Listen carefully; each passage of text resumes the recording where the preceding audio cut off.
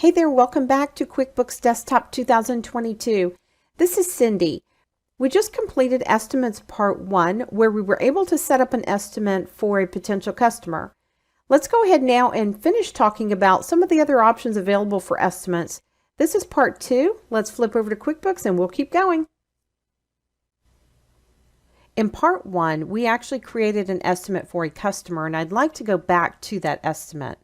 Since I'm on the home screen, the easiest way to do that is to go back to the Customer Center right here and look at the transactions for my customer. We were using Tom Allen, and you can see that here is Tom Allen's estimate. All I have to do is double click and go right to it. Now that we have the estimate created, what I'd like to do is go over some of the options with you, and we'll go to the top of your screen and go through these 4 tabs. Starting with the main tab here, you'll see the first thing you can do is use the Find feature that QuickBooks has to find an estimate. You could use the arrows that go left or right to go to the next or previous estimate. Keep in mind that every transaction in QuickBooks is set up in date order. That means that if you had previously entered an estimate and maybe you backdated it a few days, it may not be the previous one when you hit this arrow and you have to keep clicking on it. If you can't find it that way, you can click on this Find option right here, and this will allow you to put in some criteria. You can see that you can put in a customer and job name, a date, beginning and end date here, an estimate number, and an amount, and you can fill in all or any of this information you like and then have it find for you, and that will generally find that estimate. The other option I want to mention is this advanced option right here. You can go in and put in any of this criteria under this filter column that you see and search that way. We are going to look at the whole search option a little bit later. Let's go ahead and close out of this. I just wanted you to know that advanced option was there. The next option you see here says New, and this will allow you to create a new blank estimate. This is the exact same thing as going to the bottom of your screen and clicking on Save and New that you see down here. The next option over says Save. If you're working on this and you want to save what you've done so far, you can hit that Save option. Notice there's a down arrow there that will also let you save this as a PDF file if you'd like to do that. Here's where you would delete this estimate if you'd like. You can also create a copy. That's handy if you need to create another one exactly like this and maybe just make 1 or 2 changes. Saves you a lot of work. We're also going to be looking at memorizing transactions in a later module, but this would allow you to basically tell QuickBooks that every month, as an example, I would like to see this same estimate in QuickBooks. You can also mark a transaction as inactive.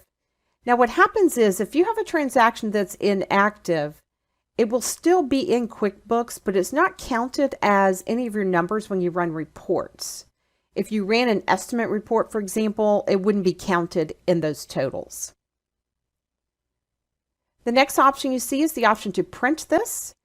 You've got a couple things you can do. You can preview this, which we're going to do in a second. You can also just print the estimate right here. You can print an envelope, which will do a mail merge with Microsoft Word. And you can also save this as a PDF. Let's start with the preview option. I'm going to just click anywhere in the middle and that will zoom in, and I wanted you to take a peek at what your estimates will currently look like because you will want to customize this. You can see it's very plain. It has your company name and address at the top. You may want to add a logo, your telephone number, the website, email address. You can do that by using one of the templates that's available to customize in QuickBooks, and we're going to do that in a later module. You'll see here's the date of the estimate number. Here's where it automatically puts the job name.